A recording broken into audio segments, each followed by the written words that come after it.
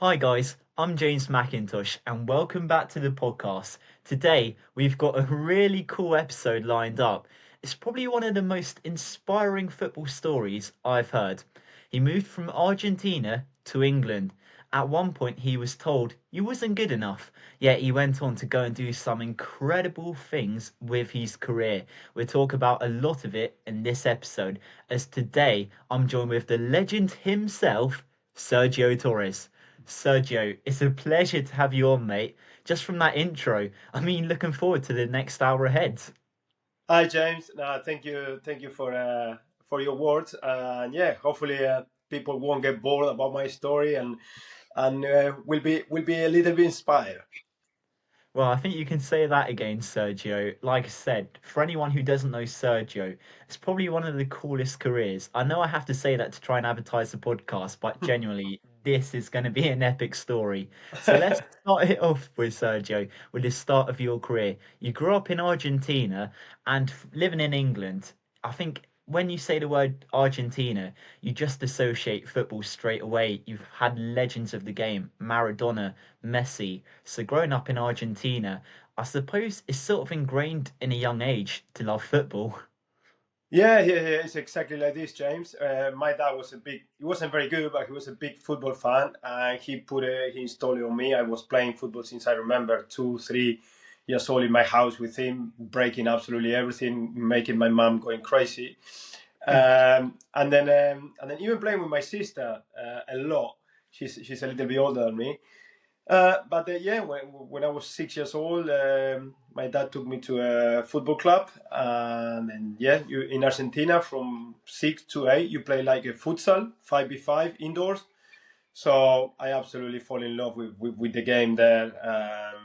It's the day of today that I love futsal, and I even go here to watch sometimes to watch. Well, I live in Mallorca now to watch the team here play in Palma because it's the pace of the game, and then every time I watch it, it reminds me when I was 5, 6 years old, starting to play football. But yeah, in Argentina, it's a big culture. Football is huge. I've got to talk about some of the atmosphere. So when you've played in England, you know our sort of atmosphere. You live in Spain at the moment, you probably know their atmosphere as well. But Argentina, some of the club games I've seen, Boca Juniors, for example, the atmosphere at the stadium looks elite. It's crazy. I'm a Boca Junior fan as well, and Oh, wow. yeah, last week I watched the derby. We beat River Plate 1-0, so I was happy. Yeah. But yeah, the atmosphere is. I went to the Boca Junior Stadium a few times, and went to watch a Copa Libertadores game, which is like a Champions League here. And Riquelme was playing, and it's just like it moves. It actually moves the stadium when the people is just everyone is jumping. The 50,000, 60,000 people there. I took an English friend with me, and he's a big Spurs fan, and he was absolutely going crazy. This is something completely different that we've never seen before. Even in England, the crowds are good, and some places are so loud. But yeah, the atmosphere in Argentina is just people are a bit more crazier, I would say. You say that, Sergio. It's on my bucket list. I really need to go to Argentina to see a game at some point. I think that just reinforces that point. You But should. unlike a lot of fans, yeah, definitely. Unlike a lot of fans, though, Sergio, I know a lot of people in Argentina, like I said, love their football, but not everyone is great at playing it.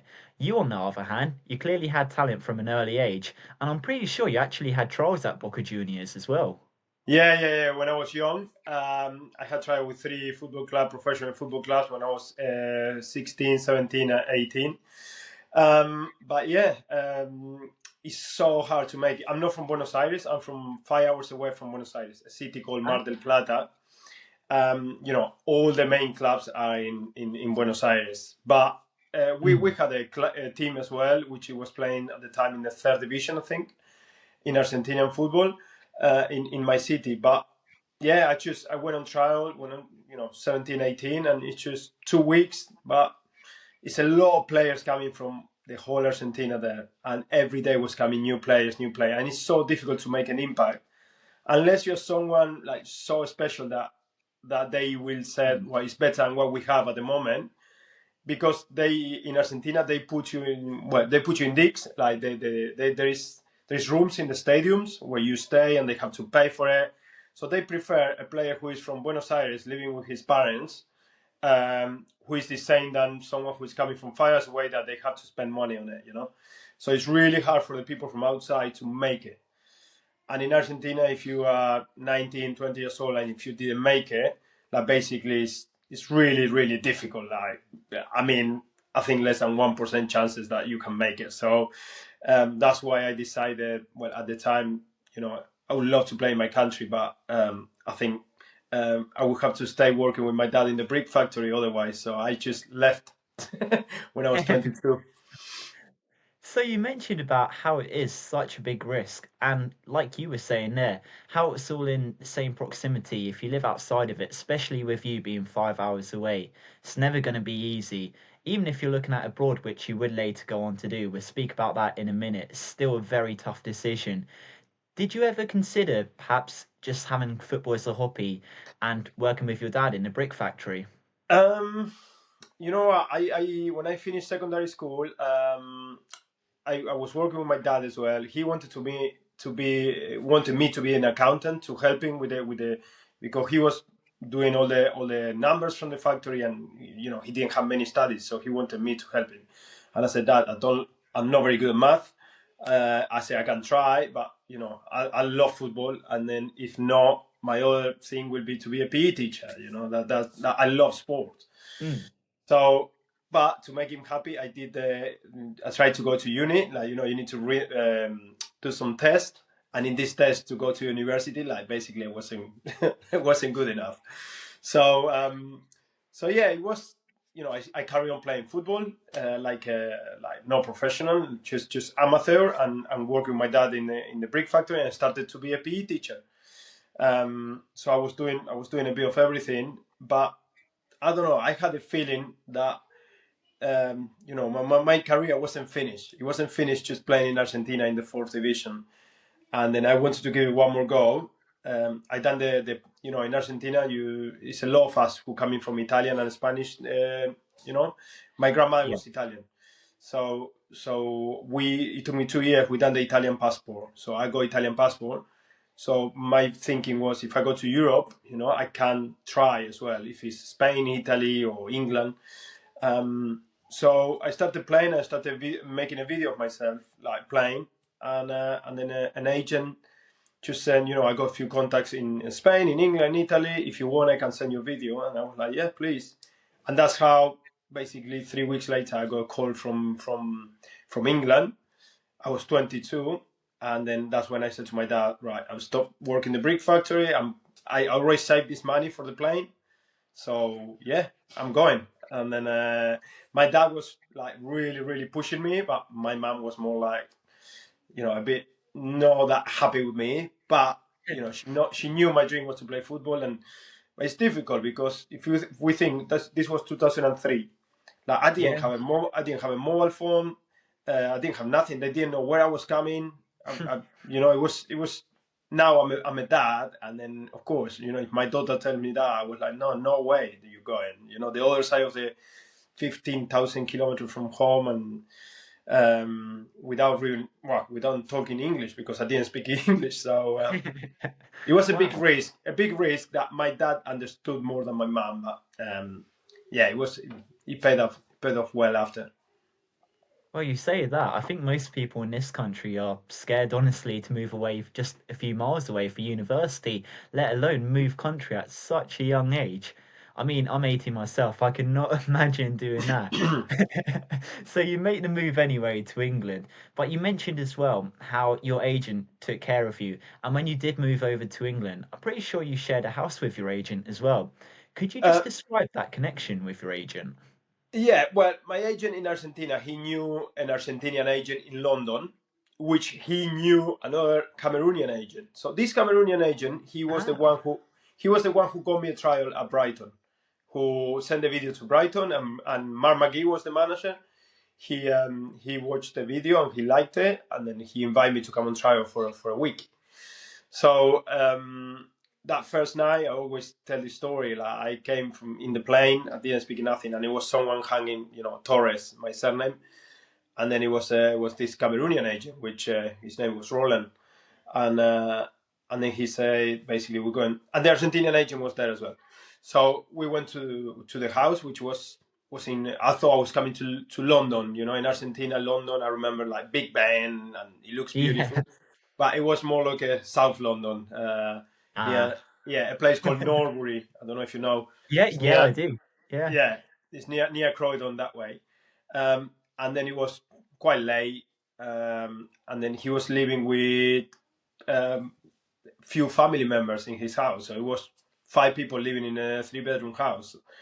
I didn't really understand much, but I don't know. They showed me the bedroom, and then this is gonna be your bedroom. Okay, all good. Like in my bad English, and then I went to bed, and then an hour later, someone woke me up and said like, this is my bed. We need to share the bed. And I was like, I looked at the window. Honestly, I didn't sleep the whole night, and I'm thinking, what?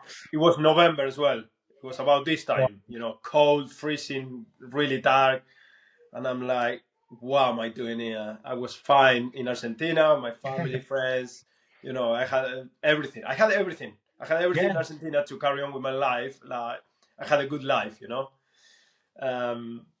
all of the sudden I'm sharing a bed with a completely stranger, thousands from my house. So it was a big shock. But I guess like I took I learned from it, and then I was like, well, if this is it, this is it. Like, I need to move forward with this. you mentioned a lot of the downsides there about how it took some getting used to, how you could have chosen the easy life of staying in Argentina, staying with what you knew, but you did jump into literally the unknown. Did you found that that put perhaps more stress on your game when you did come to doing trials with different clubs as well? Did it feel like it almost felt you had to get it right to sort of justify that move you made? Yeah, 100%, 100%. I was trying super hard, and that was the problem when I went to Brighton. Well, one problem was I didn't understand a thing what the coach was saying. Um, so in all the drills and everything, I had to go at the back. But Mark McGee saw something because he invited me to come for a second week, and we're supposed to play an indoor friendly with the reserves and that in the stadium, and that got cancelled the day before because of the rain. And then so the 2 weeks finished, and then he spoke to my agent. He's a good player, but he's not strong enough. He's not quick enough for me at the moment for the English football. And as much as he heard me at the time, he was completely right. But I was trying so hard as well. But the problem was not many people were passing the ball to me. I don't know if you watch it. I don't know if you watch the movie Goal. Did you watch the Yeah, movie yeah. Goal? Okay. Uh, so when I watched that movie after a few years after, I was like, "Oh my god, that's exactly me." When I first came to Brighton, he gets kicked all over the place. He went to Newcastle, did he gets Yeah. kicked in training all over the place. I got absolutely smashed. Imagine an Argentina going to England trying to take your place if you're a centre mid. So I remember the two ball guys in midfield are absolutely smashing me every time the ball went near me, and then I couldn't say anything. So it was difficult, but yeah, it the manager was right. And then I went and trial to another club, which it didn't work out. Walking, and then yes, I started playing in a team called Mosley, which was in the Yeah. eighth division. Like really really low, Ryman second division, something like that. Yeah. Well, we'll look at that a little bit, well, literally in the next part. But before I do, like what you said there, the Brighton manager at the time said you would never make it. Let's be real. I think if a lot of young players hear that, it sort of shatters their confidence. Whereas with what you just said there, it almost sounds like it's what you needed at the time. It was sort of the wake up call to really get you going. Do you think, looking back, that was sort of a blessing in disguise now? Yeah, yeah, yeah. Looking back, it was 100%. He was right. Like that's why it hurt me a lot, but he was absolutely right because I knew that physicality was a big thing, and then I didn't have it. And I'm still skinny, but I was super skinny. I was not a big guy, technically okay, but yeah, to be in the English football, you just need to be strong. You need to be strong, like physically and mentally as well. And I didn't have it. And then I had the option to go back home. I had a ticket to go back home and everything. My mom was happy, but I said to my dad, you might need to send me a bit more money here. I want to stay. I want to stay because if I go back, I knew that was it. 22 in Argentina, I will never play professional. Here, I don't know. I feel like it was different. I felt like, and I honestly, I'm completely honest with you. I fall in love even with the training session. With everything was so professional. Brighton was in League One at the time, and everything was so professional. Which in Argentina, in the fourth division, I was playing, it was nowhere near that. So even if I'm playing, not at the top, I'm sure I'm gonna, and I enjoyed that. Everyone was giving 100%, and so yeah, I decided to stay, mate. Yeah. You talked about it there where you said you had the opportunity if you wanted to go back to Argentina. Were there any reservations about staying in England? And at any point did you think, oh, you know what, I might take the easy option and go back to Argentina? Um, there was one situation where I was quite close. Well, I thought about it quite a lot, but then I didn't speak it to anyone, and then I decided myself not to do it. It was when I was living with this agent. I was so bored because I was the whole day in the house. I used to train on my own. I didn't have a club, nothing for about 3 or 4 weeks, just running on my own in the park, just playing dribbling games on my own. And then one day he took me to see his friends who work in a garage, and I just remember it was like a movie. Honestly, it was a Sunday night, like really dark, December. It was like the trains going above. He's got a garage, his mate, and then I go there with him, and all of a sudden there was a fight breaking in. Like one of the guys come in, start swearing at the guy, my agent, something swearing. I didn't understand what was happening. And my agent gave me a key of his car. He said, "Just hold this." And then this guy came with a massive thingy, like not a machete, but it was something like this the repair. I don't know in English how you say it, repair the cars, the big. The Okay, the big big. like sword sort of, yeah. And then he just went like that to me, and then I had the key in my hand, and I just threw it. I just threw the keys, and then the guy went to smash me, and then he didn't. He didn't do it.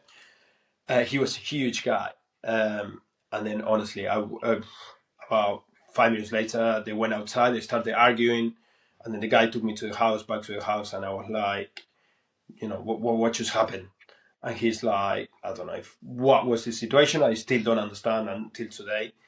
And that was a very close call when I thought, what is all this worth it, or is it a sign for me to just leave? But yeah, no, I didn't tell my parents until about 5 years later of that situation. I think I they would think have wanted you to come back after hearing that 100%. story. I think my dad will jump in the next plane and come and get me. So yeah, I just kept it to myself, and the guy promised me that never gonna happen something like this again. And yeah, I decided to stay, mate. Yeah. I think that would have been me back to Argentina if that would have happened to me, put it that way. But also, Sergio, you've mentioned now a few times that you've had this spark. So before you made the move to England, you said you had this real energy that you felt like you could go on, you could make a career in football. And after hearing that rejection, you still had that fire in you that you wanted to try and get into the football ladder some way or another. For any young sports players that might be hoping to get into the academy after suffering that sort of rejection, could you just sort of describe that energy, I suppose?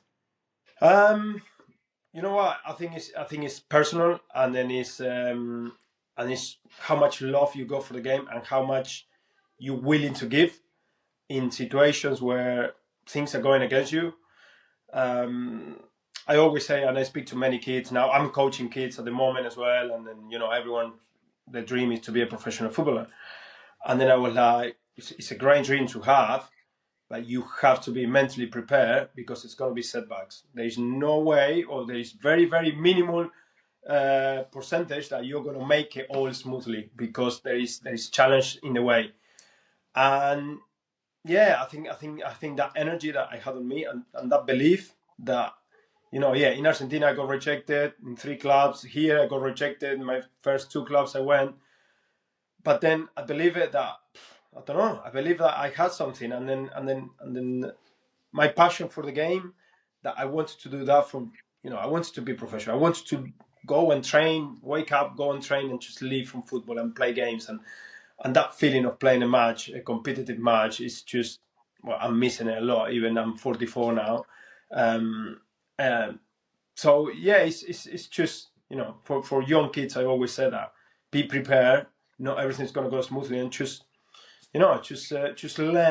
learn from something, a mistake you made or something that you should have done. Just think about it. Don't regret it, but just think about it, and then just try to make it better next time. And football is a game of opinions. I always said that there is a manager who might like you and play you every game and love you, and there is a manager who is not going to like your style, and which happened in my career a couple of times. And then from one day to another, you are absolutely on the bench or on the stand and not playing. So psychological is hard, but it's challenges that football puts you in the way, and then you just need to overcome it. Definitely, and I think that's really well said, Sergio. We'll look more into that side of the game a little later in this episode, but that energy we've talked about, it led to you going down non-league and joining that team you said, Molesey. Obviously, that was probably really the start of properly your football career.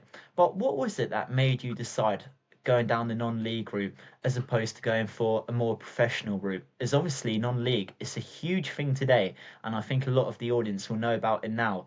But when you were coming through the ranks, probably nowhere near as big, I would imagine. Um, Tell you simple, mate. It was because no one wanted me high enough. so so you had to start. I had to start somewhere, Yeah. to get to know you.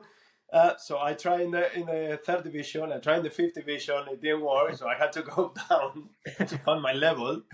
So yeah, it was two league below Conference South, I think, at the time, mostly. Yeah.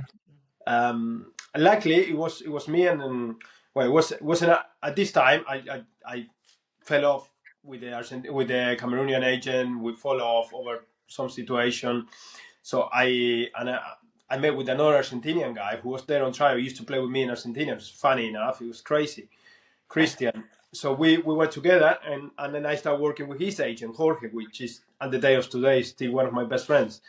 And then Jorge got us a trial at Mosley, me and Christian. So it was two of us. So I wasn't on my own going to the dressing room. It was two of us, and that made us so much better. At least I'm not sitting in the corner there. I bet today everyone's on the phone. At the time, I didn't even have a phone, so it's just Thursday, and people were nice trying to talk to me, but I couldn't talk back. And no many people spoke Spanish. um, so yeah, we played 2 months, I think, mostly, and they couldn't pay us nothing, not even Mhm. €10, £10. So the manager, he was a really nice guy, Steve. He knew the manager at Basingstoke, they were in the Conference South, and Basingstoke had many injury problems. So the manager, really kind, said to the Basingstoke manager, basically, I got two Argentinian kids. We can't pay him nothing. They good, and then I think you should have a look at them. So we went on trial to Basingstoke with Christian, and then so went on trial on the Thursday. They said we're going to train, but straight away they registered us. And then on the Saturday, because they didn't have enough players, I started the game. Christian was on the bench. We won 3-0. That was my first very, real Yeah. uh, competitive. Well, I played a few games from mostly, but Conference South is a little step up. Like Definitely. instead of 100 people, it was about 500 people watching. And then yeah, I got man of the match. I played the whole game, and Christian scored. We won 3-0. So it was just a perfect start and a perfect day. And yeah, I absolutely loved my time at Bainsista. It was about a year and a half I played there. I did actually read a pretty interesting report. You may have to verify this, but it said when you were at Basingstoke, you actually lived with some supporters for a patch. Is that true? Yeah, yeah, yeah, 100% true. Straight away. So again, was these two people? We didn't have any money, and then the Benetton fans that first game they didn't know us and say, "Who is these two guys? These two Argentinian guys?" And all of a sudden they said, "Well, they haven't got a place to stay. They traveling from London. They need to move out of the house they are." So yeah, John, an absolutely amazing guy. Still, John and Mimi. Mimi is his wife. they invited us to go to their house, and crazy, they just got married. And then she wasn't very happy with him. I don't think at the time, but yeah, putting two Argentinian, 22 years old in your house, and we didn't have to pay nothing. It's just, just the kind of people, the kindness. I later invite John and Mimi to my wedding, and we still friends until the day of today. What they done for me was just amazing. I don't think if an English guy go to Argentina, I don't think many people will go like a 22 Mm. will take him. So yeah, it was that. Then we have to move from the house because they have family coming from France. She's from France, and then we end up staying about 3 months in the bedroom in the actual stadium. Wow, Yeah, we slept on the that's floor, like in the nuts. bedroom floor, for 3 months. It was crazy because the day of the game, of course, you see all the people, the director from both clubs coming Mm. to the match. So we had to hide everything, the mattresses and everything, but yeah, we were never late for training. That's for sure. I was literally just about to say that. You didn't get any penalties for being late. No, no, no, That's no, no. awesome. It was, and then absolutely, like you say about non-league, I absolutely loved non-league, and then I, I don't know, I love the English proper, it's pure football. Everyone give 100%. Everyone Tuesday night you playing somewhere, you're going so late to bed. On the Wednesday morning you had to wake up really early, absolutely stiff to business. But on that Tuesday night, everyone gave 100% until the last minute, and that's something which I loved. I played about 5 years non-league. No, I played 3 years non-league before I went professional, and then I played another 6 years after. Wow. When I stopped playing for Crawley at 34, I played another or 5 years more in the non-league in Conference South because I just love the way the clubs, the small clubs, the fans. And when I was at Bainstock, I started working. I don't know if you read about that. I was working in Boots, Yeah, and really? yeah, yeah, No, I yeah. didn't see I that. work. I work. So I was playing Tuesday night, and on Wednesday morning, I had to cycle to work at 5 o'clock in the Wow. morning. Yeah, yeah, yeah. Was working in. That was my first job as well because with the money from football, we were getting £100 a week, nothing, and then so we had to get another job, and then also to learn the English, and the supervisor became one of my best friends again. Wow. And then he loved football, so I was talking about football the whole time. He helped my English, um, and then yeah, so cycling to work at 5 o'clock in the morning and raining nearly every day. So yeah, it was a big effort, but I got really really great memories from that time. Yeah, because looking at your sort of career during that time as well, it looked like it really was Basingstoke that fully kick-started the professional side of your career. I was reading that it was actually in a pre-season game that Basingstoke played against Wycombe Wanderers. Despite being on the end of a 7-2 defeat, it was manager at the time of Wycombe Wanderers, John Gorman, who had a chat with you. Could you just describe that chat and how it blossomed into you eventually making a move over to the Wanderers? Yeah, you know what?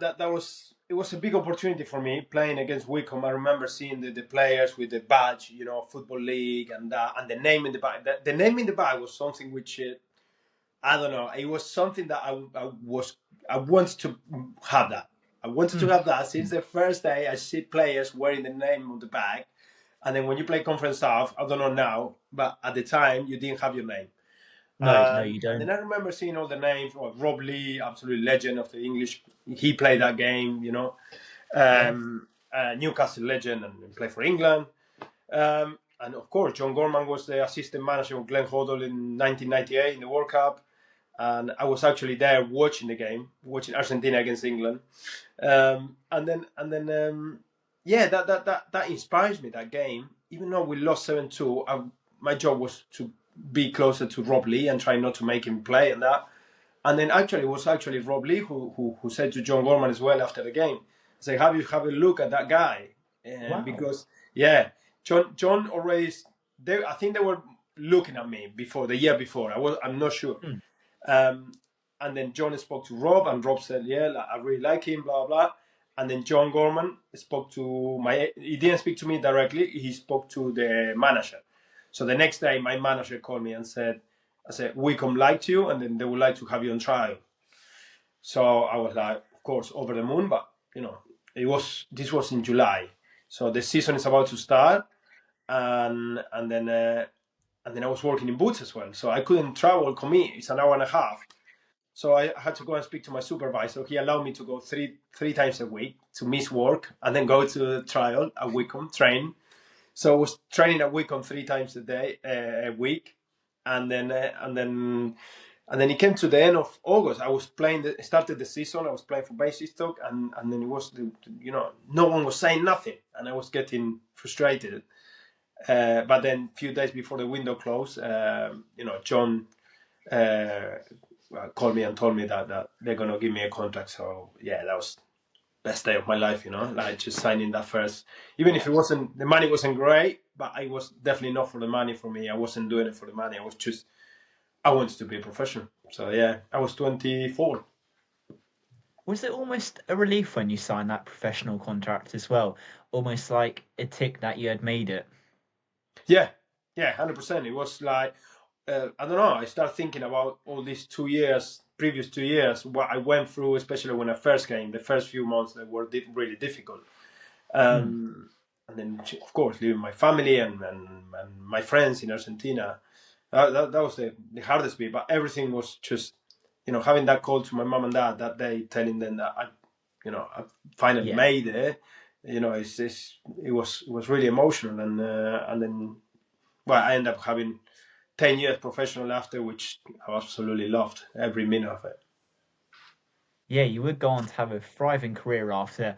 I'm like I said, I'm looking forward to chatting about some of these highlights. But you mentioned earlier about how you were really looking forward to a lot of small little pieces that I suppose a lot of pros take for granted, but when you work your way up through the levels, they really are highlights. So you mentioned about seeing your name on the back of this shirt.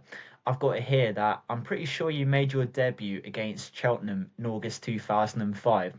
What was it like walking into the dressing room, seeing your name at the back, walking in front of the stadium in front of so many Wickham fans, and really getting that professional debut out the way? Oh, you take me back to memory lane, man. It was amazing. I still remember the dressing room. I still remember the chair. I still remember the place where I was sitting. I still remember everything from that day. Because we play away before. We play Shrewsbury away, but I didn't go on. I was on the bench. I didn't come on, and that was my first Mm. my first game where I was on the bench and I came on. I don't know, 20 minutes to go. Wickham Stadium, absolutely fall in love from the first day I walked in there. When I was on trial, that we went and trained there, I was like, oh my god, how is this a League Two club? How is this a fourth division club? Yeah. Where in Argentina, fourth division club don't look like nothing like this. Carpet everywhere, and the entrance. I was like, how is that carpet here?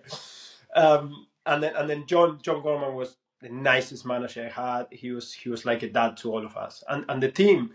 I'm still talking today, which in football, you move clubs and you move friends. Yesterday I had a chat with Russell Martin. I'm sure you know him. Like we Yeah. built a really nice group, really nice togetherness, a group of people that we still talking, and we still until the day of today.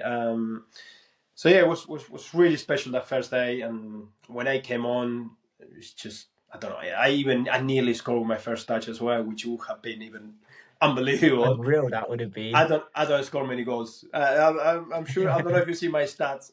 My highlights weren't goal scoring, but yeah, I had a nice touch and I went inside. I went past the defender and I just shoot, and then it was going to the top corner, and the goalkeeper made an unbelievable save. And I was like, oh my god, like, if I even scored that. But yeah, it's just Wickham fans were so good to me, so good. Especially, I don't know. I think I was probably the first Argentinian who ever played for them. And I think on the day of Wow, today, I don't think they had another one. that's some stat to be fair. That's I'm not quite sure, good one. I need to check that actually. No, I would keep it. It sounds good, Sergio. I'll have to include that in the podcast. Get a few more views on it, that's for sure. Listen, You at my mentioned time, there were not many Argentinians playing the football league. No, in non-league, that. definitely not. And in football league, um, I remember one or two. I remember, Colochini and Gutierrez went to Newcastle, but that was a bit after 2010. Yeah. But in 2005, when I was playing, Luciano Becchio, the striker for Leeds. Oh, yes. Yeah. Yeah. He's actually living in Mallorca as well here. Really? Yeah. I saw him a few times. A really nice guy. He's got a restaurant. Really nice guy. Um, so it was just him. Well, Emiliano Martinez, who was at Arsenal, from he Yeah. was the goalie. And yeah, that's it. No, not many more. So yeah, it was special. Also, Sergio, you brought it up your goal scoring record, so I've got to ask you about it. Can you talk us through your first goal if you can remember that? What a feeling that must have been. Yeah, well, it was a difficult situation actually. I was waiting for my goal for yeah. I started playing in August and my goal was in February. Oh, wow. Yeah. It was. I can't remember the exact day. I don't know if it was 11th of Feb or something like that. But that day, I was playing for Wycombe. We were doing well. We second in the league, and then we were playing at home against Notts County. And before the game, John Gorman told us in the dressing room, today's it's a really important game. Very, very. I would say he was saying this is probably the most important game of the season. If someone score, I don't want you to celebrate it. And I thought to myself, if I score at 100%, I will go crazy. Like, I've been waiting for this goal for 6 months or 7 months. It might have been January. I can't remember the day. And then it was, that day, the night before, one of our teammates, who he wasn't on the bench, he was going to be in the stand, a young guy called Mark Philo.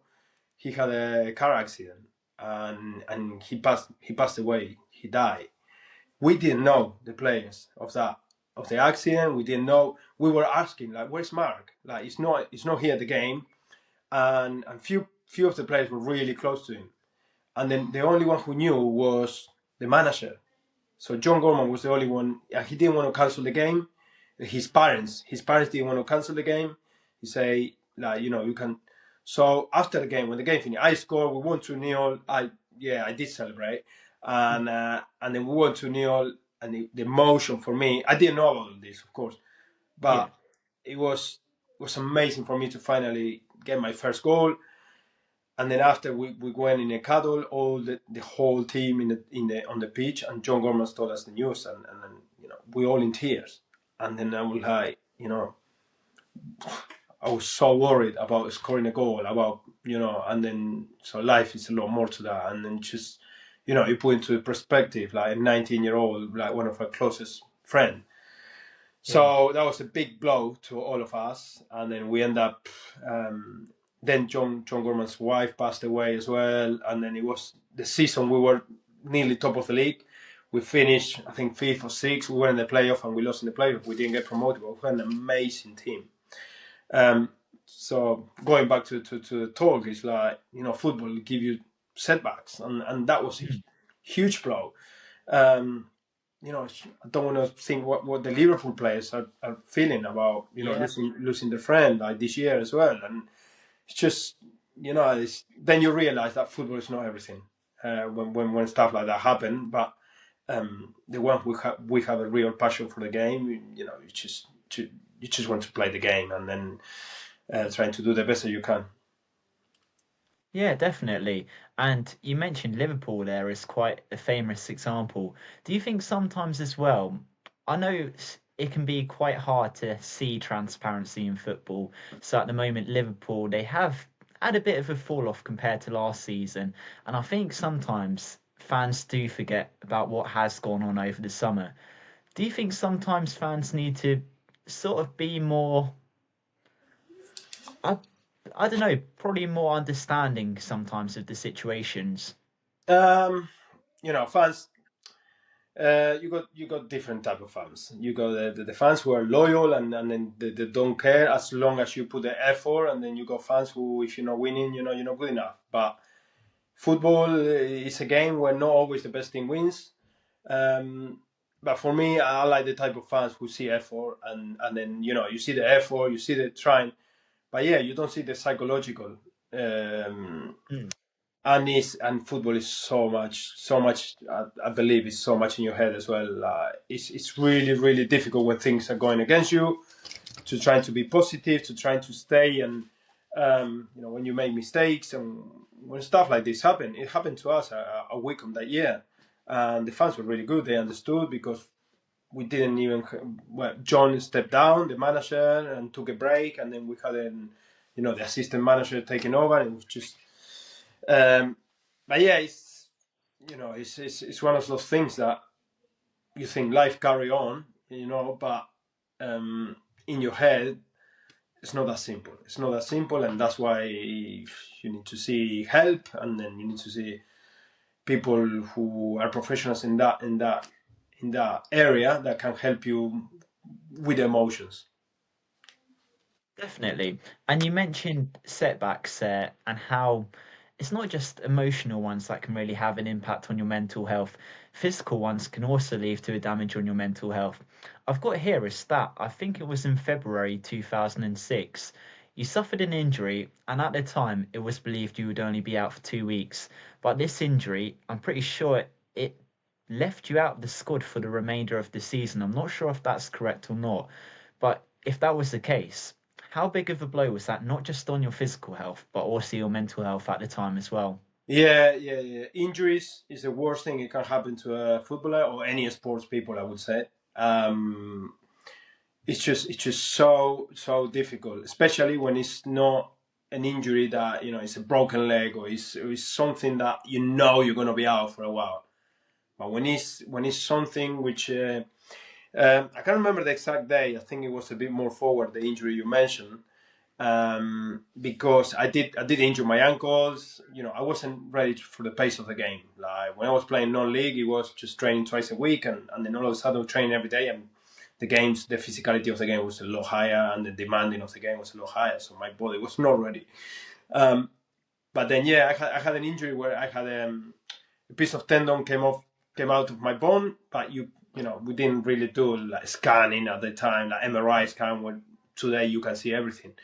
So the physio didn't think it was going to be that long, but I just felt pain, a lot of pain all the time, and it wasn't getting better. And then yeah, psychological, you go to train, and then you just end up seeing the physio, and then you see everyone training, and then they coming back, they have lunch, they go home, and then you're still there, and then you do another session, and you do another session, you go to the swimming pool, and it's not what you want to be doing. But it's part of the game, and then you need to Yeah. understand. But I remember it was in around New Year where I was four months out with this injury, and then I was like, you know what? I told it. I actually lied to the physio. I said I'm gonna go and try. I said it's feeling amazing. Yeah, because I had enough as well. I had enough, and then I was like, I need to do something different, and luckily, touch wood, it was maybe my body needed it to get rid of something, and then it was because the run we had Paul Lambert as a manager, and then we had a really good run in the Carling Cup. So we got to I played the first leg against Swansea, we beat them, and then I was injured for the rest of the 4 games. We got to the semi-final, and then we got Chelsea in the semi-final. And for us, Wow. yeah, we were the only League Two club left in the competition. It was Chelsea, Spurs, Arsenal, and us, Wycombe. Blimey. And A good lineup. so it was 2007. So I remember the first game was on the 10th of January, and then on the 1st of January, I started training. And I started training. I was like, I'm gonna do everything, and then I couldn't believe it. The first game, like I saw my name on the bench. So Wow. the manager told me I was on the bench. I even came on. I came on the last 10 minutes. We drew 1-1. We scored. I didn't do anything, but we scored when I came on the pitch. And for me, it was like, oh my god! Like you turn around, it was Makelele, Lampard, Ballack. They had an amazing team. Um, and then the second leg was 2 weeks after, but Mourinho put all the stars that game. We lost 4-0, but I came on. I played half an hour at Stamford Bridge, which was my biggest. 2 years ago I was working in Boots, and then now in Stamford Bridge, I was looking around. I had Drogba, Shevchenko, Ballack, Malak. I was like, what am I doing here? It was an amazing. That was my first big game for me, and then I fall in love even more. Yeah. Oh, I was going to say, you might even top it a little later on. No spoilers, so, but you mentioned that Chelsea one. coming up against literally icons of the game. Lampard, probably one of the best English midfielders. Drogba, one of the best strikers the Premier League's ever seen. Did you sort of have to pinch yourself and remind yourself when you were on that pitch what you were actually doing? You were there to do a job rather than just watch them in all their glory, I You know suppose. what? You know what? It's so difficult. It's so difficult. But we were losing 2-0. I think I even lost the ball for the 3-0. But I honestly, I didn't care. I normally, you care when you give the ball away. But it was Yeah. actually, I put it over Drogba's head, and then I saw Drogba falling down, and I was actually smiling. That I'm like, Wow. I don't blame Drogba, you. Drogba is on the floor, and I'm putting the ball over his head. And then Shevchenko came from nowhere, kicked the ball forward, and Lampard 1v1, and he scored. And then, there was an injury or something, and I always remember, I was just looking around, and so Makelele, SCN, Ashley Cole, and then Lampard, Drogba, and I was like, wow, this is wow, because the year before was the World Cup in Germany, and then I was thinking, Oh, wow. all these players, I was watching them last year, like absolutely beat. Like many of them were the captain for their teams. Mm. Drogba, Balak. Well, Balak, I'm not sure if he was the captain, but Essien, Shevchenko from Ukraine. Like well, like Makelele. I was like, what am I doing? This is crazy. And then it was. You had to pinch yourself, but they were really nice. I got Makelele's shirt and Oh. John Obi Mikel as well. So I was over the moon. Yeah, that's awesome to be fair. Did you get to have a chat with any of the others? Like, did you get a chat with Jose Mourinho? That would have been a cool one, I would imagine. You know what? I'm gutted about this, but no, I shook his hand. I remember after the game, but then we went to the shower, and then I don't know. I probably spent too long in the shower. It was freezing that night. So and then when I came out, like I was like, "Where's everyone?" Like all the players were not there, and then was about 3 or 4 of us in the shower just having a chat about the game. I don't know how long we stayed, but apparently Mourinho came to our dressing room, and then he invited all the players to go and see their players, if we're gonna take picture in the dressing Oh rooms, no. if we want any shirts. So all the players went to the dressing room and started talking to Drogba, Lampard, everyone, just having a chat. And then when I came out, about 2 minutes later, they all came back, and I was like, no, like I never knew about this.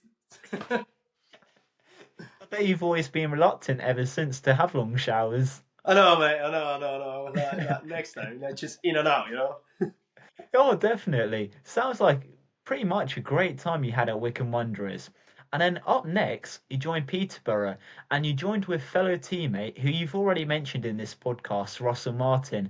I'm pretty sure the fee both of you joined for was 200,000, and I'm pretty sure you were valued at 150,000. Not too bad considering that Brighton manager said you were never going to make it in English football. Yeah, and that you know what that price tag, it's not a lot of money, but it was for me, it was psychological. It was a lot of Oh money, yeah. and then I'm thinking, I can't believe they're paying this, because a year ago, 2 3 years ago, Basingstoke got £5,000 from Wycombe. Like, Yeah. and I'm like, all of a sudden it's 150,000. Um, it's a lot of money. And then I was injured. Excuse me, I was injured at the time. I had an operation in my ankle. So when I signed for Peter, I was injured. I missed the whole preseason, and Ferguson was the manager. And then I went straight to I trained, I think, twice, and then I played the first friendly. My first friendly was against Man United. So Wow. yeah, and it was my hero was playing, like, I'm like I said, Boca Junior fan, like Carlos Tevez was playing. So for me, it was like in the tunnel, I was like just staring at Carlos Tevez, and it was amazing, another amazing experience for me. But yeah, I played a couple of friendlies, and I started the season, and then I broke down again with my knee, like, and then I was out for another 2 months. So really stop start, but the team was doing really well. We ended up getting promoted that year. But for me personally, I play about 20 games.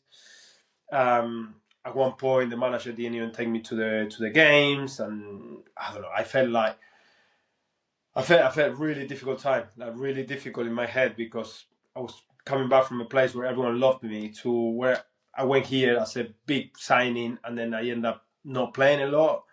So it was difficult to, in my head. So yeah, it was that was the other closer time I went actually to thinking to go back home, because psychological, I was, I couldn't sleep at night. I was scared to go to training, like to touch the ball, to make mistakes, something which never happened before, and I didn't know how to deal with it. I didn't. Luckily, the year before, when I was a week on my last year, I met my who is my wife today, and I met her in Germany. We went on pre-season tour. She was working in the hotel. It's a funny story how we met, and then she moved from Germany to England, and she helped me. Like, she was probably the reason why I ended up staying. Well, you've got to describe that story now with like how you guys came together then. Yeah, Paul Lambert was the manager, and he took us on pre-season. He used to play for Dortmund, for Borussia Dortmund. So he took us. Wow. Yeah, Yeah. yeah, yeah. He won the Champions League in 1997. He's the first Yeah. Scottish to play in Germany, I think, or something. And then, yeah, we went on this hotel, which is a sports hotel where they got a football pitch and everything. And she was the receptionist, and every day I used to go and speak to her, and then everyone was going to sleep a siesta, and I was just, I really like this girl. So yeah, that's how we met, and then we stay in touch, and then we visit each other, and then she moved to England, when I was at Peterborough, and then yeah, like I said, like she was a big reason why I ended up staying, because otherwise I wasn't sure what I was gonna do, because I didn't like the way I was. I didn't like this psychological. All of a sudden, I love football, and all of a sudden I'm just scared to go to training. I don't want to make mistakes, and that's not me. So yeah, it was a good decision. Then we got promoted that year to a championship, which was unbelievable for the club. But then the season started the following season, and then I had a good break. And then I told the manager I want to go on loan. I need to play. And then I went on loan to Lincoln, which I was there for 2 months, and then I done my other ankle. So Chris Sutton was my manager there for a bit, and then yeah, I ended up going back to Peterborough. Ferguson was already gone, but we were nearly getting relegated. But I ended up playing about 12 games in the championship, which was the best I ever felt on the football pitch. And I always said Wow. it's amazing. I don't know. You got time on the ball, which in the non-league and League Two, League One, you don't have time on the ball. And here, Yeah. everyone's more technical. We play Forest away. I play Watford, Sheffield United, play some Newcastle, play some really good games. Barnsley, um, and then yeah. After that, it was just amazing. So you mentioned there from being scared to go into training, scared to sort of perhaps touch the ball, make a mistake, to really flourishing and playing some of the best football. Do you think it was just that loan move, and do you think it was sort of just getting that consistency back, getting some more minutes back in the tank? And how much do you think confidence was down to during that spell? Yeah, yeah, completely agree. It was definitely going away from the place. I got a lot of respect for Peterborough, and the fans were really good. But personally, I didn't feel right, and then just the training ground, I didn't feel right, and then going away and training and meeting other people and training completely different place, um, and playing again. It was just, yeah, it's confident. It's confident. It's all, like I say, it's a lot. Of course, you need to be technically good to be able to be a professional footballer. But if you're not mentally strong, you're going to struggle a lot. Mm. And then yeah, when I went back to Peterborough, then it was different, because it was a different manager. It was, the whole feeling was different. There was new players, and then the manager, he really backed me up and said, I like you as a player. I see you playing before when I was a week on, blah blah. And then I say, if you get fit, you're gonna play. And then yeah, so when I got fit, my first game was Sheffield United, I think, and I ended up playing, like I said, I ended up playing about 12, 15 games, um, and then my confidence was amazing. And I don't know, I remember the Nottingham Forest game. I played so good that game. We lost 1-0, but and then I was like, oh my god, this is the level where I would love to play back. it's a shame it was only 12 games. Yeah, definitely. And it sounded like you did have that good time in Wickham as well, but there was also other parts of that spell when you were at, no, Peterborough, sorry, that weren't so good. And it was what led to you eventually joining Crawley. And before I get on to Crawley and what you did at Crawley, some amazing things. Do you think, from what you experienced at Peterborough, made you more cautious when looking for that next club and choosing who to play for next, making sure that everything was going to be best suited for you? um, yes, yes, I did, but I want to say yes, but I had only two clubs to choose, to be fair, and that was yeah. So it's crazy how football is. If you're not playing for a year or a few months, and like all of a sudden, like no, I want you. Why is he not playing? You know, is he get injured a lot? Yes, he does get injured a lot. He got both ankles in Wickham, in Crawley, the knee, blah blah blah. And all of a sudden, people are scared of. You don't want to invest in a player who is getting injured. Um, so yeah, but at the time I had either Lincoln to go back to Lincoln or Crawley. But yeah, I spoke to Steve Evans at the time. He saw me like an amazing project, but it was going back to non-league again because they were in the conference. So for me, it was a big step down, like playing in the championship, going relegated to League One. I want to stay at Peterborough, to be completely honest with you. I had a year left in my contract, but the manager who came in, he didn't even see me train. He told me, "You're not going to play for me. Find a club because you're not going to stay here. Like you're going to train with the youth team and you're not going to play." And I was like, "Just let me show you. You haven't even seen me play." Um, but like I said, like football is a game of opinion, and this manager, the manager who played me, he left as well at the end of the season for Peterborough. And then the new manager will come in, like completely different views. And then he told me like basically that I'm not good enough. Like he said, I said, you haven't seen me. He said, I see you play many times before, and you're not my type of player. So he was honest, but it was almost when you were like, there's different ways to say it. um, so yeah, that's why I spoke to Steve Evans. He told me like the project they're gonna get a lot of players from higher leagues, and they want to get promoted, and 100% like they invested money to get promoted. Spoke to Russ, who is from Brighton, and then he was like, Serge, you can move to Brighton. It's a beautiful place. Your wife will love it here, and it's near the beach. I love the beach. In Argentina, I'm near the beach, so I have to be closer to the sea. And then yeah, we made the decision. That's why I signed for Crawley. Went to move to Brighton. It was only 20 minutes from Crawley. So yeah, and then it was the best decision I made. And I suppose for any young players looking to go into football, you mentioned there how you wanted to stay with Peterborough, not originally really wanting to go to Crawley. However, that move to Crawley, like you said there, was the best decision of your life. Do you think that would be advice also to give to youngsters that if rejection does happen, if something happens that doesn't go your way, something can come out of it even better? Yeah, yeah, 100%. It's exactly that because like I said, I didn't want to stay. I didn't want to go because I was feeling good, and then I played the last 12 games, like I said, in the championship, and I'm feeling like I can, I can really help the team, and then I really want to have a go at League One. Um, but there's obstacles in the way, and if they telling you you're not going to play and you're going to be training with the youth team, and you like what's the point to stay just to pick up your money? That was not my philosophy, and I just wanted to play, even if it's for less money, that which I end up getting a lot less money. um, but I was playing football. That's why I came to England. That's why I want to be on that pitch as much as possible. And the manager like said, I'm not guarantee you to play. Steve Evans said, but uh, you know, if you work hard, you're gonna play for me. So that was basically his words. And then he kept his word. And then I end up that first year. I think I played about 50 games, which was crazy. The most I played in one season.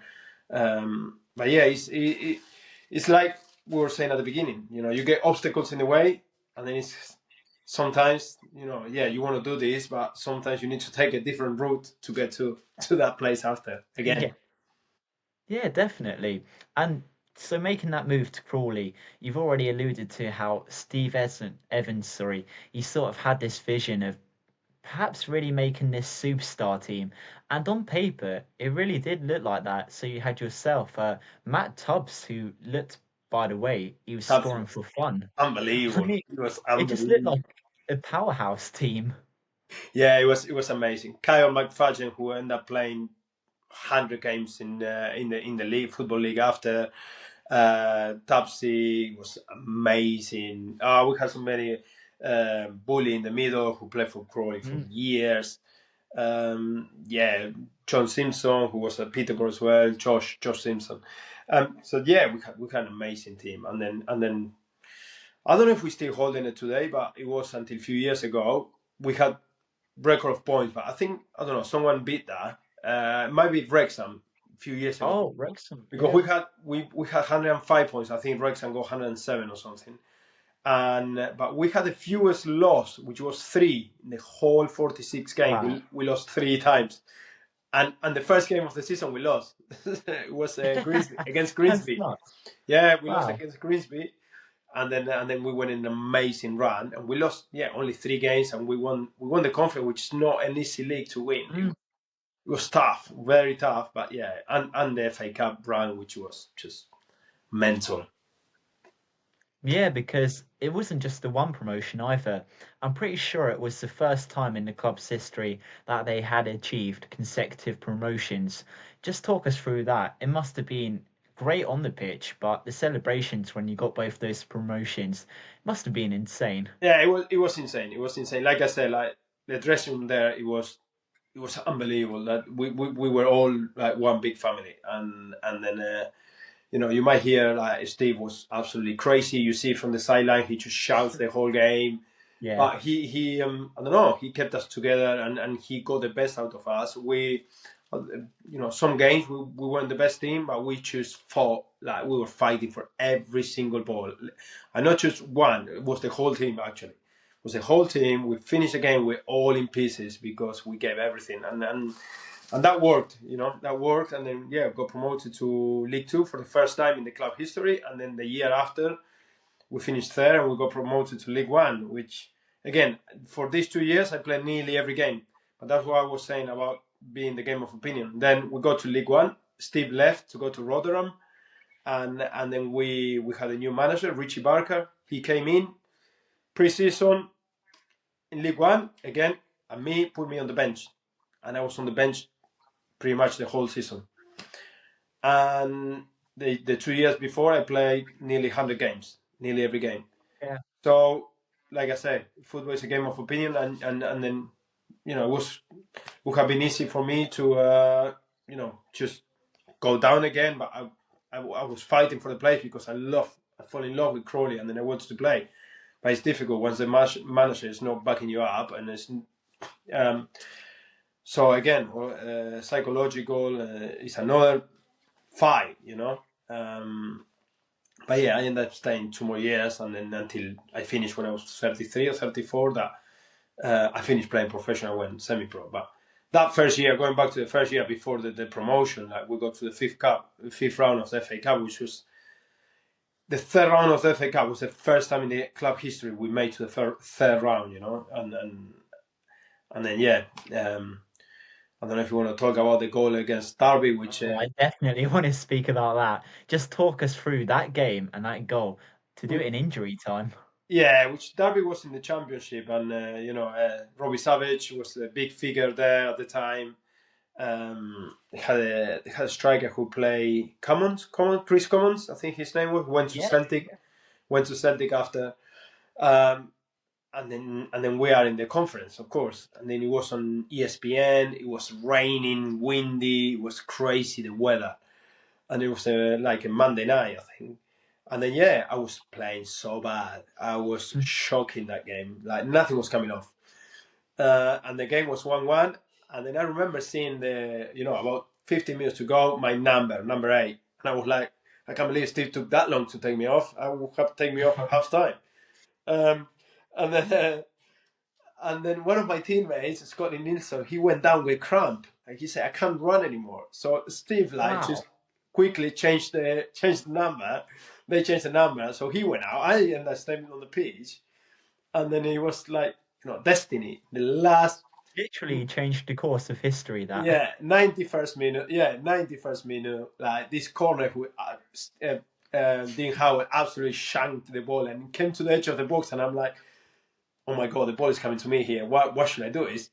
And then I just hit it first time. Like if you see the goal, you're like, how did he score from here? Because the ball Yeah, went through about 4 different players. No one touched it.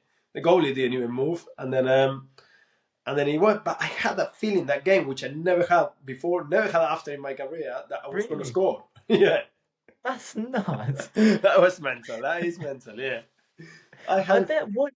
Oh, go on. Sorry. No, I had a feeling that game that I was gonna score. After the Scott Nilsson went Wow. down injured and I ended up staying on the pitch. And then just before the corner, I had a shot and the guy cleared off the line. And I was like, Wow. that was it. That was the chance that was, in my head. But then straight away the ball came to me and I scored. So yeah, that was the best moment I had on the football pitch. It was just insane for 30 seconds. I never had so much adrenaline in my body. I took my shirt off. I started running, took the shirt off. Yeah. The game finished 2 minutes after. All the fans ran on the pitch. I was on shoulders of someone, like if I won the World Cup, I was getting mobbed. And then, it was a really, really special time. How many times have you watched that goal back then? Oh, man, hundreds times. Yeah, and every time I watch it, I get the same feeling. The Uh, same goosebumps, I bet. Yeah, Yeah. yeah, but all my friends and my family, that they bored of it now. But it's just for me, it's like it's very special, very very special. Every time you watch it back, do you sometimes think, blimey, how on earth did I do that? Because the technique, like you said, it literally did swivel through so many players. Yeah, and the ball was coming quite a good pace, and then I Yeah. don't know. I had to make. At the time, I just remember thinking, just keep it low because I knew if I put my foot through it, it was gonna go. Especially with my shooting, I knew my. If you see my previous shooting, honestly, Yeah. but then yeah, it was just like it had to be, it was Yeah. destiny. It was destiny. Would you say then, even with the other teams you've played against, so we'll talk about Manchester United in a minute, Chelsea, would you say that was the best day of your football career? Yeah, 100%. That was the best feeling I had on the football pitch. Like nothing compares. I end up playing, I don't know, in my career about 500, 600 games, and then 30 seconds was the best time of of all this. So all is worth it just for that moment. Well, we spoke about it before we even got into the recording, but I'm pretty sure it was after that game where you really sort of turned into a celebrity for a little bit. Yeah, it was crazy. It was crazy, honestly. I started getting calls from newspapers like the Sun, Daily Mirror, Talk Sport, Sky Sports came and do a few interviews with me. And I was like, all of a sudden I'm on TV and I'm on this. Because, of course, and then people started to know the story. Like, who is this guy? Like, where did he come from? From Argentina, and all the story behind. I used to work in a brick factory. I came with $300. I didn't speak English, so all came and that made it the story. Yeah. So yeah, I became a bit of a celebrity at the time. It's such a cool story, that one. And then to even continue that, so you went on, beat Torquay after that, and then after that, that's where the story just it gets mental. Can you just talk us through the reactions you and the rest of the squad had to finding out that you would be playing Manchester United? Yeah, it was just like you say, it was crazy. I remember I was shopping with my wife in Brighton, and then I was trying to find something because in the phone I couldn't see it.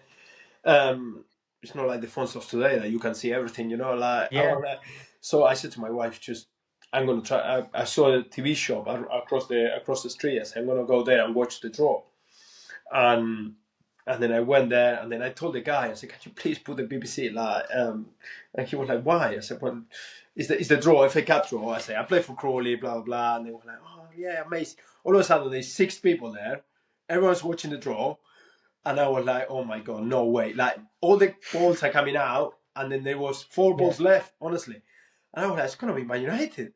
it's gonna be Man United. And then it was Man United away, which is I started jumping and cuddling this guy. I went running, told my wife. I called my dad. I said, "You have to come. Like you're never gonna see your son play Old Trafford again." Blah blah. Yeah. So it was just amazing for a small club like Crawley, to be going to Old Trafford. We took 11,000 people. It was just mental. It was just that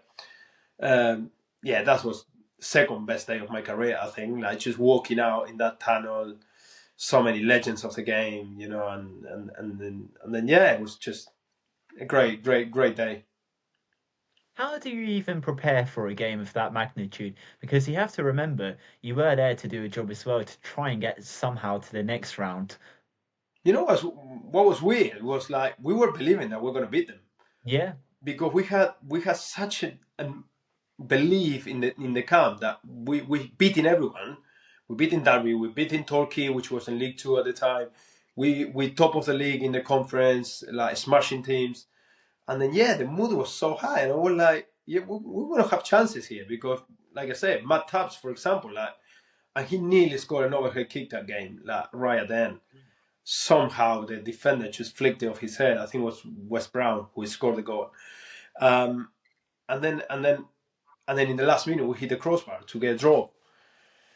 But we played. If we watched the game, it wasn't much of the difference. Yeah, they had a little bit more possession, but we had chances. We had few clear chances to score as well.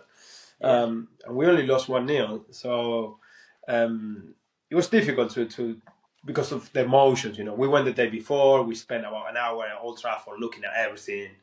So the day of the game, we're not like just panicking. But it was amazing. All our fans, see my parents there. I invited all my friends who helped me to get there. Like you mentioned the family I lived in Basingstoke. They came to watch. Oh, that's so My cool. supervisor at Boots, he came to watch. My wife family from Germany, they all came. My dad from Argentina. My mom and my sister, they were watching it in Argentina live. So it was a special day. And then one player as well in that Manchester United team who you seemed in particular to get very well acquainted with was a certain Wayne Rooney. There's so many images of you two in duels. I've seen one video of you really going at it with Wayne Rooney. Yeah. What was it like going into duels with him then? He was, he was on the bench, and Anderson was playing, the Brazilian. He was amazing, actually.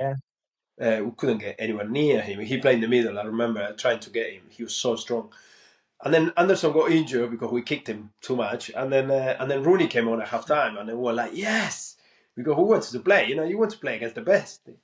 It's the only Yeah. chance that you get to play, against Wayne Rooney. And then I remember going side to side to that ball, and I'm laughing. I'm thinking I'm gonna fly away because, he's like a tank, and I'm skinny.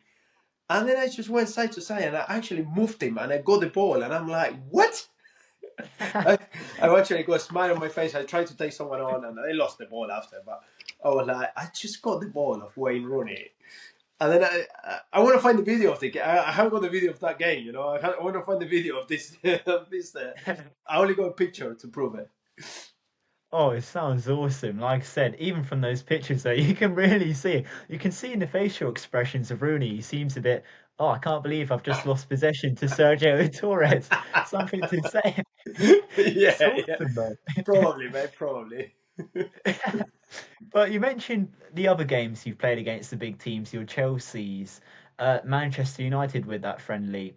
After this game, did you manage to swap the shirts with anyone and get to chat with any of the players? Um, no, we stayed a long time outside, but just before we went out, I spoke to Michael Carrick, and then I said, like, can we swap shirt? He said, yeah, no problem. We'll give it to you inside. Because we stayed for a long time there, we didn't really have a Yeah. time. But when we went in, really kind. I got Carrick's shirt. I didn't speak to him, but the kid man gave me the shirt, and then Wayne Rooney was out after the shower, and then just say a few words, and then he signed few things for me. But at the end of the day, they're normal people like everyone Yeah. else, and everyone was really nice. The only one in all these years of it was that I felt a bit like he was a bit arrogant on the pitch was Michael Ballack. I asked him for the share when I play. Oh, really? Yeah, I asked him for the share and he looked at me like that and then was like, he didn't even say no. Wow. So he gave me the looks. So I was like, okay, mate. Then I asked the next one then. I But think it's because he must have felt insecure. You must have been the top midfielder that day. yeah. I came on and then I tried to put the ball over his head and he gave me with the elbow, like, boom. Like, where you going, mate? So, no, but yeah, no. They were really nice. Makelele was so nice. I spoke to him a bit after that game and he asked me for my share. I was like, Really? yeah, I said, Wow. Claude, you don't want my share, mate. And he was like, no, please give it to me. And then I got a little video of me giving my share and he put in his shoulder. That's awesome. Yeah. God, that sounds so good. I couldn't imagine that having such a casual interaction with half these people. You're saying it so nonchalantly, yet it's so cool as well. Yeah. And all these little interactions, like I said, it's such a cool story. And it led to you doing some great media work as well. So I'm Yeah, going to give you some free plugs here. I tell you another one, mate. This morning, like Yeah, you yeah. like these stories. This morning, I went to Go. play. Yeah. I went to play paddle. You know paddle, the game. Oh, yeah, yeah, the Yeah, tennis sort of one. yeah, Yeah. tennis, a bit tennis squash. I went to play paddle against Bastian Schweinsteiger. No, you did not. Yeah. What? Absolute Today? legend of the game again. And then he was honestly, he's the nicest guy, mate. I He, can't believe he you're just dropping this so casually into the and conversation. then because I spoke to him, I'm coaching his kids. You know, he's got two kids. I'm coaching, Wow. and then he said, you know, I was talking about the World Cup. He beat us in the final. I said, thanks to you, I nearly divorced my wife that day because you know, my wife is German Yeah. and she was celebrating, and you know, they beat us in the final in Brazil. Yeah. And then he said, you know what? I played three times against Argentina, and then we won every time. He said in 2010, 2014, and then another one. And I was like, okay, mate, okay, you're gonna lose against Argentina one day. And then today I was wearing the Argentinian top in the game. So and I beat him. Argentina have finally got one over Germany thanks to you, Sergio. See, That is such see, a cool. I can't. That, I don't think Bastian will be telling this story. I don't think he would either. This is a podcast exclusive, guys. That is not so how you're just dropping these in so casually as well. And these like events, I mean, it's ultimately led to you doing some great things. So I bet in never in a million years did you think you'd have your own autobiography telling your story. You had your own film. Not many people can say that, can they? Yeah, no, I'm so pleased. You know, I'm so pleased that you know I didn't make any money. I lost money with the book. I lost money with the movie. But you know, at the end of the day, the story is there. And like you said, hopefully, kids are gonna watch it, or someone's gonna read the book. Which I had loads of people reading the book, especially kids who Yeah. are the dream is to play football or any dreams. We're talking about dreams like my dream was to play football, but you know, if you fight enough and you're gonna have obstacles along the way, but you know, if you work hard, like you're gonna have more chance to succeed than not. And then I'm so pleased. And again, the guy who told me about writing a book, I said, no, who's gonna read the book? Like my family. And then he said, yeah, but my dream is to write a book. He said, and then I said, let's do it together. And I was like, yeah, why not? You know, if so, I'm making your dream as well. And then the guy from the movie is as well. His dream is to make a movie, and he was Jasper. He's from Holland, complete different background than me. And then we done the documentary thanks to so many fans who we done it over Kickstarter. You know, I never thought we were gonna get the money, but we got £9,000, and then we pay for few flights to go to Argentina, and then we pay for the cameras, and then it was just me and him going everywhere. And then it came out actually all right. Like people had really good reviews, and people really enjoyed the movie. So, like I say, story about dreams, and you know, if he can help someone to not giving up, I'm happy with that. Definitely, and I think that perfectly summed up your career actually. Inspirational and also, I suppose, highlighting the fact that it's gone on to help other people as well. And it really heavily links to what you've done now after football. So, before I get on to what you're doing at the moment, I'm pretty sure you did have a spell with Whitehawk where you did do a bit of managing. Could you tell us a bit about that as well? Yeah, well, I ended up playing 3 years for Whitehawk. Um, and then I loved it, like non-league, loved it. And then I went to Eastbourne Borough, and I was 3 years at Eastbourne. Mm. I had a problem with my lower back, and then I think it was just age and playing on artificial pitch. I was 38, nearly 39 at the time, and I just, my body was telling me to stop, I think.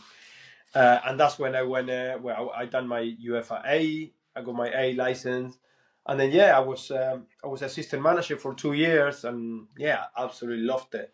I was a manager for a bit, and then I thought, to be a manager, you need to be full on. And then I had my other job, like coaching for, Russell Martin. He opened an academy in Brighton, and I was working for his academy. And then I was like, to be a manager, even at this standard, is full on. So that's why I went assistant manager. I just wanted to do all the coaching, all the football session, not dealing with trying to get players and all that stuff. So absolutely loved it for 2 years, and then with my family we decided to move to Spain, just basically just for a life quality. I got 2 daughters, and I don't know, just a little bit of change of weather. I loved England. I loved my time in England, but as the winters were getting harder and harder. I'll tell you what, you would not be enjoying it at the moment. It's absolutely freezing in this I room. heard. I heard. I'll tell you what, I wish I was in Spain right now, that's for sure. I don't. That's why I don't miss, mate. I don't miss. I didn't mind playing football. When I played football, I didn't mind the rain, Yeah, the cold. It was all good. But then when I stopped, then all of a sudden it was like, wow, like it's really dark, it's really grey. It's just not seeing the sun yeah. for 3 weeks. It's like it was coming from Argentina, where I'm from. Like normally nice weather as well. So, but we always go back to England. We got really good friends there, so always once or twice a year we go back to Brighton. Yeah, definitely. And I mean, it's probably the perfect balance as well. Come back, perhaps see a few games, see how all your Yeah. mates are doing. But what you're doing as well in Spain. So you mentioned literally just a few minutes ago that you're teaching Schweinsteiger's kids, for example. What a story that is.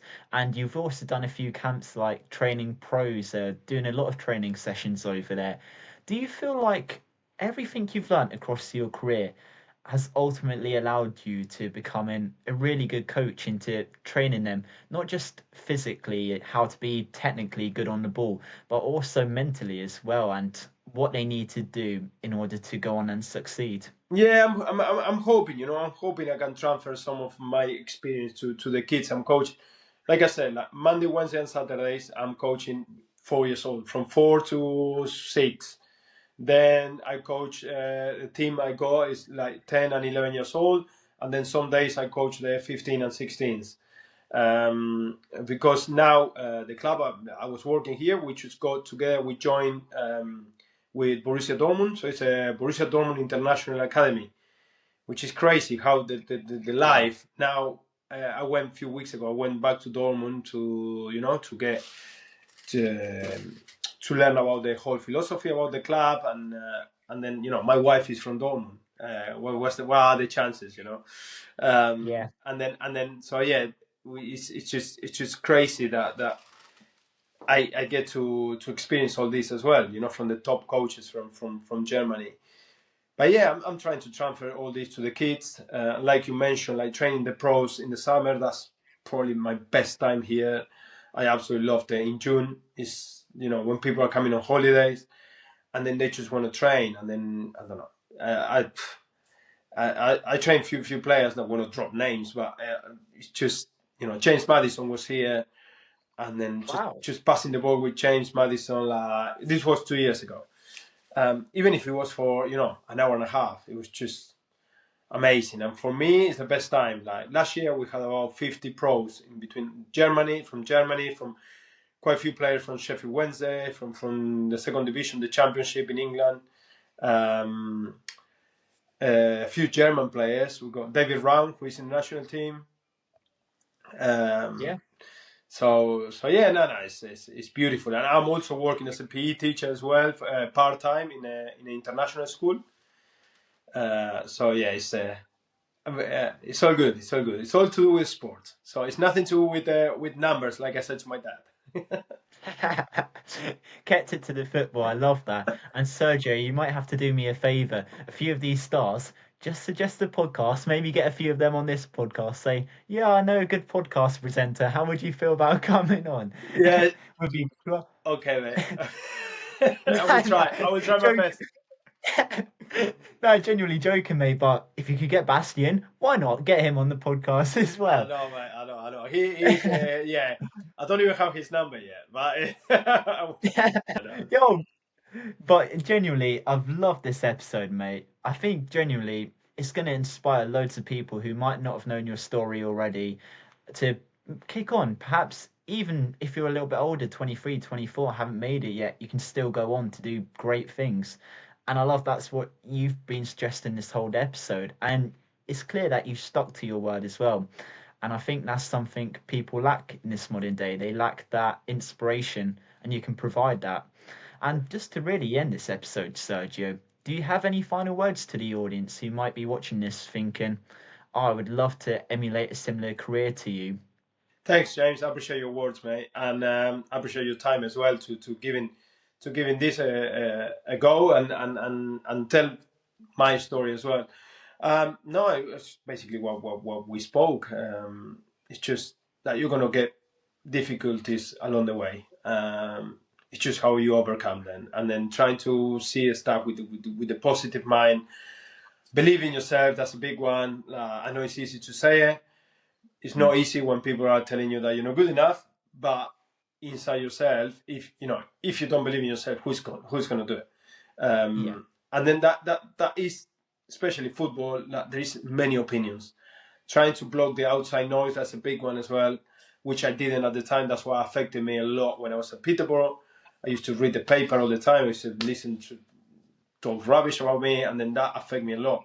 So trying to block the outside noise as much as possible, believe in yourself, try hard, and you're gonna have more chance to succeed if you have a really passion for it than if you're not. Like.